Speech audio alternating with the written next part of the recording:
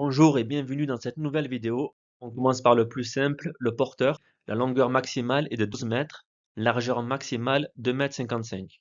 J'ai noté 2,60 m pour un frigo. Donc la largeur augmente, c'est la caisse à l'arrière qui est plus large parce que les parois sont plus épaisses pour une meilleure isolation, pour maintenir le froid. Ce qu'on doit retenir, c'est que c'est un véhicule isolé. C'est-à-dire que la cabine qui est blanche et la caisse qui est à l'arrière qui est jaune sont sur le même châssis. Ici, on voit un exemple de châssis cabine. À savoir que souvent le transporteur, l'entreprise, lorsqu'elle achète un camion, chez le constructeur, elle achète un châssis cabine. Ensuite, elle va carrosser selon son activité. Sur cette diapo, on voit plusieurs types de carrosserie. Chaque carrosserie répond à un besoin selon le type de marchandise que l'on doit transporter. On revient sur le porteur châssis cabine pour vous montrer que lorsqu'on retire la cabine, on a un châssis vide. Voilà le châssis vide. On peut mieux identifier les essieux avec l'essieu avant directeur. C'est lui qui donne la direction du véhicule, il est relié au volant, il permet au véhicule de tourner. L'essieu moteur, il est relié au moteur, il permet au véhicule d'avancer. Souvent, les essieux moteurs ont des roues jumelées, et ça permet de mieux supporter le poids et d'être plus stable, mais ça compte un essieu tout de même. Le poids du porteur. Donc voilà l'intérêt de comprendre ce qu'est un essieu. Ce sont les essieux qui vont déterminer le poids maximal du véhicule. Lorsque le véhicule a deux essieux, lorsque le porteur a deux essieux, il peut avoir un poids maximal avec son chargement de 19 tonnes. 3 essieux, sa limite c'est 26 tonnes. 4 essieux, sa limite c'est 32 tonnes. Vous remarquez qu'on est sur des camions bennes, donc on est dans les travaux publics. Ils appellent ça des 4-2, des 6-4, des 8-4. 4-2 parce qu'il y a 4 roues. 4 roues et le x2 c'est le 2 roues moteur. Le tracteur routier, c'est un véhicule moteur qui est fait pour transporter une semi-remorque. On doit retenir sa largeur maximale de 2,55 m. Il n'y a pas de hauteur maximale sur un véhicule. La semi-remorque, vous voyez qu'il n'y a pas d'essieu à l'avant, les essieux sont à l'arrière. À l'avant, elle doit soit reposer sur des béquilles, soit sur un tracteur. On va retenir la longueur de 12 mètres entre l'arrière de la semi et le pivot d'attelage. On appelle ça aussi une cheville ouvrière, c'est ce qui permet de s'atteler avec le tracteur. 12 mètres maximum de longueur. Et la longueur totale, en général, c'est 13,60 m. Lorsqu'on assemble une semi-remorque et un tracteur, on parle d'un ensemble articulé. Sous la semi-remorque, on trouve ce qu'on appelle la cheville ouvrière. Elle est représentée à gauche dans la petite vidéo. Et sur le tracteur, il y a la sellette. On le voit à gauche, à l'arrière du tracteur. Donc, le tracteur va reculer pour placer la cheville à l'intérieur de la sellette. Et ensuite, il va mettre une barre pour fixer tout ça. Et il a constitué un ensemble articulé. Ce qu'on voit à gauche, c'est la manœuvre pour le permis. L'ensemble articulé a une longueur maximale de 16,50 m. On continue avec le train routier. On a deux éléments, un porteur à l'avant, plus une remorque à l'arrière. J'en profite pour distinguer la remorque et la semi-remorque. La remorque, elle, les essieux ils sont au centre. Si le porteur il se retire, elle ne va pas basculer. Aussi, elle est équipée d'une barre d'attelage, sur le même principe que lorsqu'une voiture tracte une remorque. Donc, on va atteler la remorque au porteur et on va constituer un train routier. Les longueurs à retenir, la longueur maximale de l'ensemble, c'est 18,75 m. Les remorques, en comptant l'espacement entre les deux, doivent faire un maximum de 16,40 m. Le train double maintenant, il y a 4 éléments. Un tracteur routier, une semi-remorque, une deuxième semi-remorque qui sera posée sur un dolly. La longueur maximale est toujours de 18,75 m. Pour rappel, une semi doit reposer sur un tracteur ou sur des béquilles.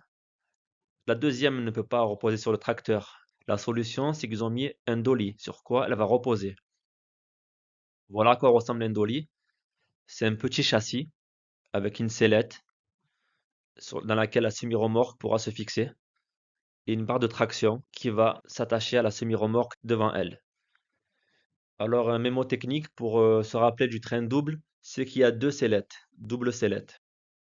On a ensuite le bitrain avec un tracteur routier et deux semi-remorques. Il n'y a pas de dolly dans ce cas-là. La deuxième semi-remorque directement se posait via un système sur la remorque qui est devant elle.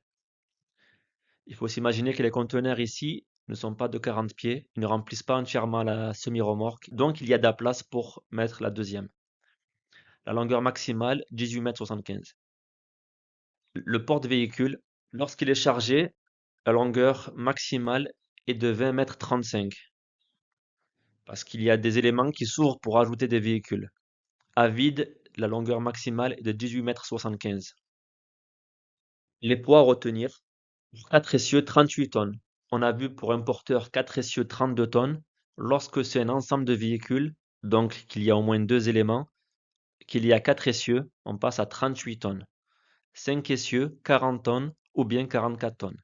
Donc la base c'est 40 tonnes et on peut monter à 44 tonnes si on respecte des conditions, à savoir avoir un véhicule immatriculé après 2014 et qui respecte la norme Euro 6.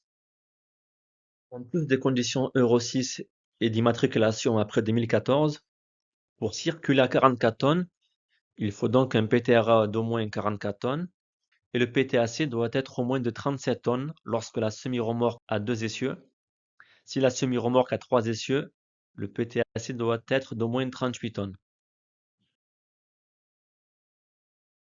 On continue sur la circulation à plus de 40 tonnes, donc entre 40 et 44 tonnes. Cela concerne le transport intermodal.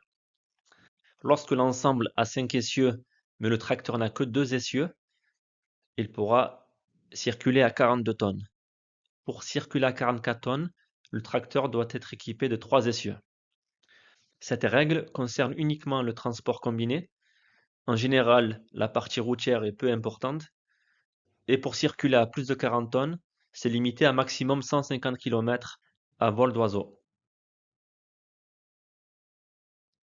On passe maintenant à la charge maximale par essieu. On va d'abord distinguer l'essieu isolé du groupe d'essieux. Dans le groupe d'essieux, il y a l'essieu tandem, ils sont 2. Il y a aussi l'essieu tridem, 3 essieux. On distingue aussi les essieux moteurs et non moteurs. On commence avec l'essieu isolé. La condition pour qu'il soit considéré comme isolé, c'est qu'il doit être séparé d'au moins 1,80 m d'un autre essieu.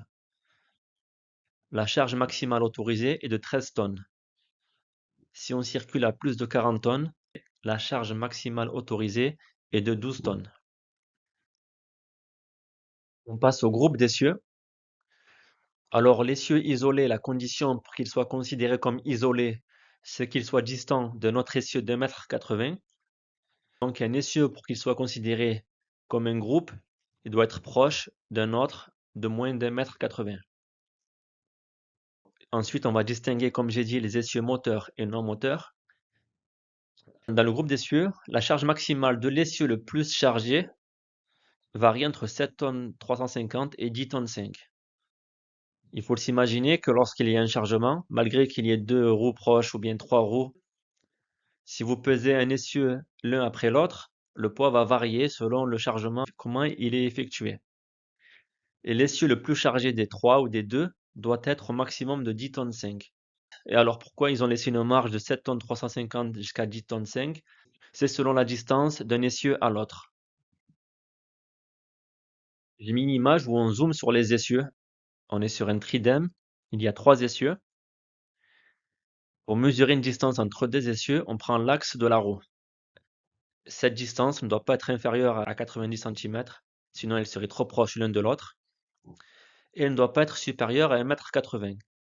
Pourquoi? Si vous avez bien retenu, sinon il sera considéré comme un essieu isolé. Lorsqu'ils sont proches au maximum, à 90 cm l'un de l'autre, l'essieu le plus chargé des 2 ou des 3, comme sur l'image, doit être de 7 tonnes 350. Lorsqu'ils sont éloignés au maximum, jusqu'à 1,80 m, l'essieu le plus chargé peut supporter 10 tonnes 5. Entre les deux, on va ajouter donc 350 kg à 7 tonnes 350 tous les 5 cm jusqu'à arriver à 10 tonnes 5 pour 1,80 m. Lorsqu'il y a 3 essieux, on fait le rapport entre l'essieu 1 et 2 et le rapport entre l'essieu 2 et 3.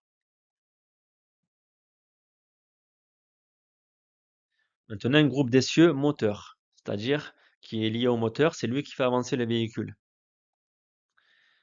La charge maximale de l'essieu le plus chargé est de 11 tonnes 5.